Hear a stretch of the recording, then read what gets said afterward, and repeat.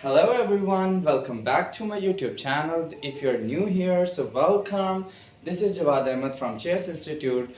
So guys, आज हम जो है वो ये देखेंगे कि कौन से ऐसे पॉइंट्स जो हैं वो स्पोकन इंग्लिश के लिए बहुत ज़्यादा ज़रूरी हैं और ग्रामर के ऐसे कौन से पॉइंट्स हैं जो स्पोकन इंग्लिश के लिए बहुत ज़्यादा ज़रूरी हैं.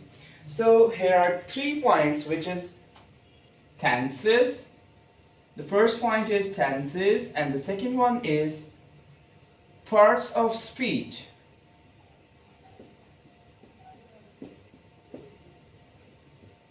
And the third one is SVO.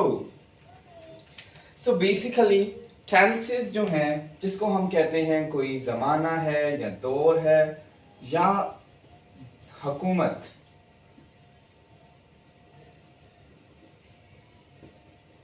Basically tenses जो है उसमें हम ज़माने के बारे में पढ़ते हैं कि लाइक फॉर एग्जांपल अगर मैं कहता हूँ कि मैं आज प्रेजेंट हूँ तो इट मीन्स कि लास्ट पे जो है अगर हैं हूँ हैं आ जाएगा उर्दू सेंटेंसेस के, तो इट मीन्स कि मैं बात कर रहा हूँ कि प्रेजेंट की.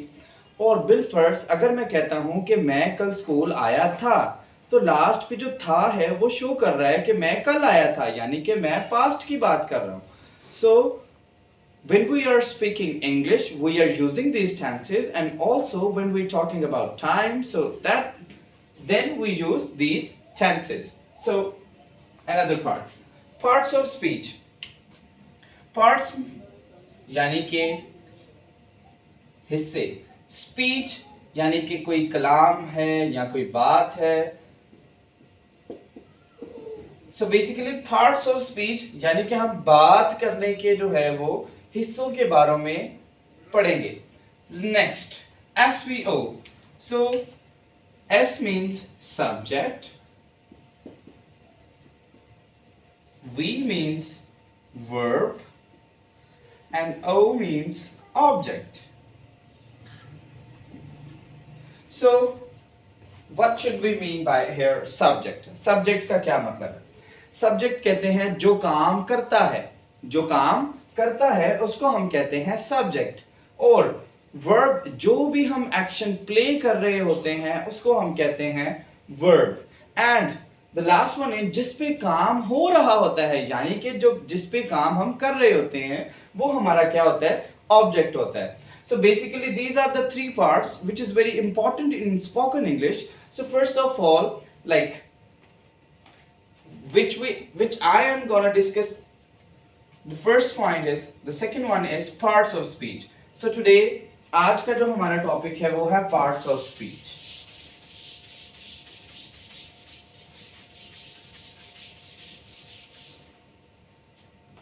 Parts of speech.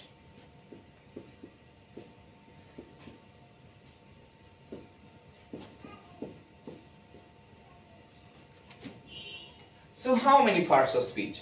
There are 9 parts of speech, which is noun, pronoun, verb, adverb,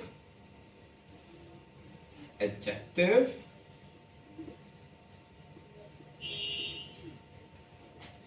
preposition,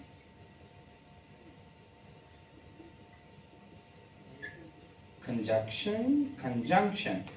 So most of the time लोग जो हैं वो क्या करते हैं कि जब conjunction लिखते हैं, so basically they don't know the spelling of conjunction. Most of the time लोग जो है वो गलत spelling लिखते हैं, like CONJU, and they missed the letter N. Most of the time they write these spellings. Conjunction. So basically this is not a conjunction, this is conjunction. And how many? It's 1, 2, 3, 4, 5, 6, 7, and interjection,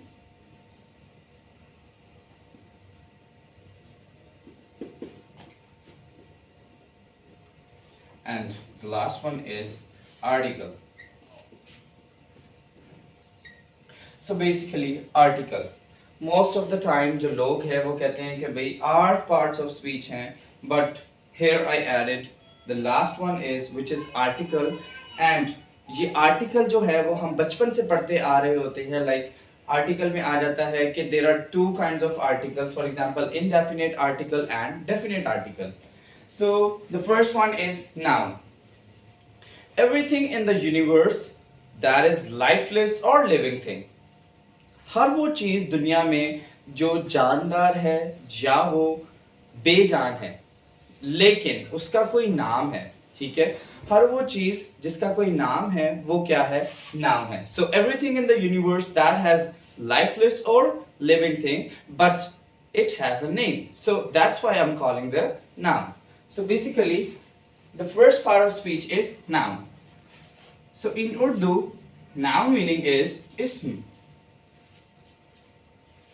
So as I told you, everything in the universe, वो कोई भी चीज है, चाहे वो जानदार है चाहे वो बेजान है, बट उसका कोई नाम है तो वो नाउन है.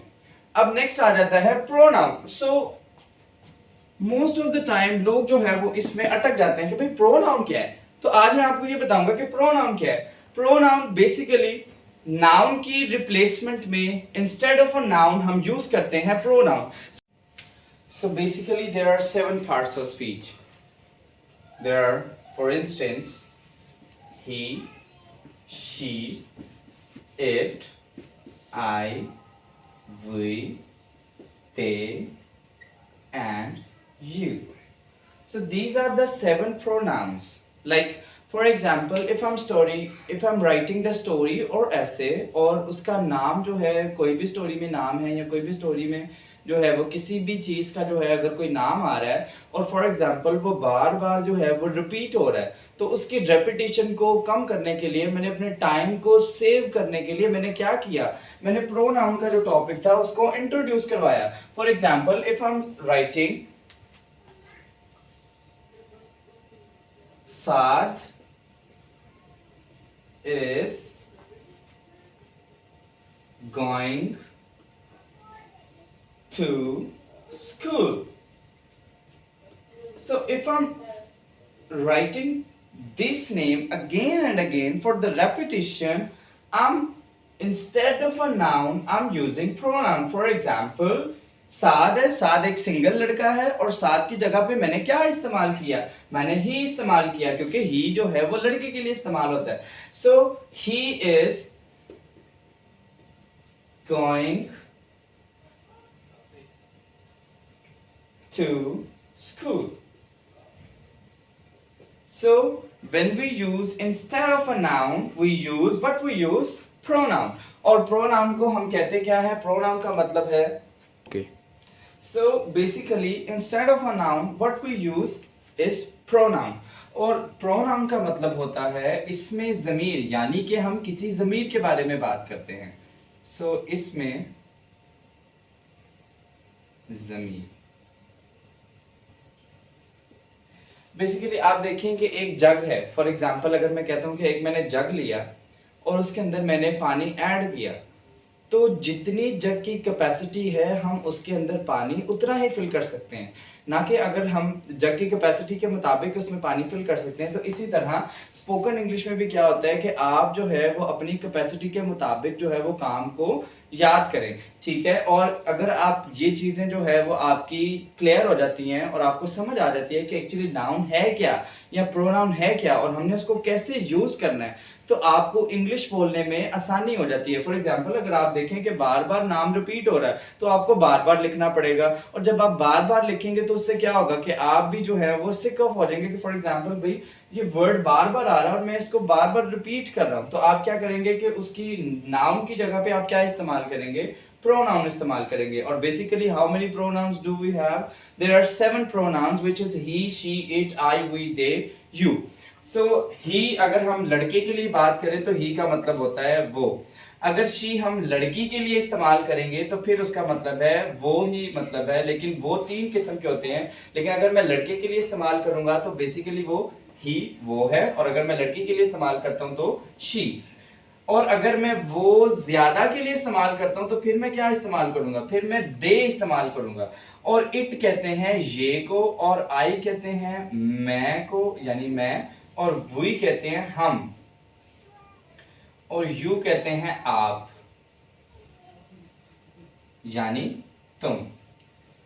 So how many pronouns do we have? There are 7 pronouns, and repeat after me like he, she, it, I, we, they, you. These are all the pronouns. So next, which is verb. And in this lecture I will just only these 3 points discuss, and in the next lecture I will discuss about adjective, adverb, preposition. So in this lecture I will talk about noun, pronoun and verb.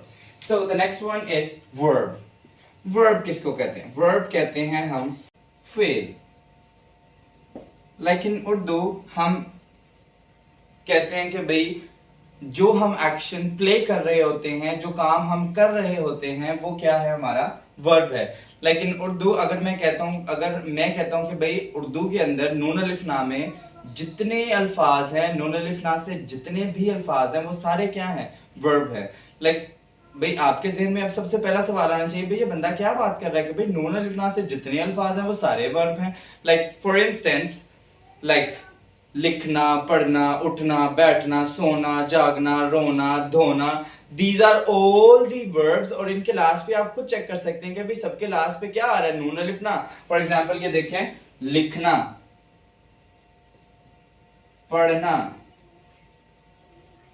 अब इनके last पे देखें कि नून अलिफ ना आ रहा है, तो आपको मैंने एक सबसे बड़ी एग्जांपल दी है कि भाई नून अलिफ ना से जितने भी अल्फाज हैं वो सारे क्या हैं? वर्ब हैं. और जो हम काम कर रहे होते हैं वो क्या है? हमारा एक्शन है. और वो एक्शन क्या है?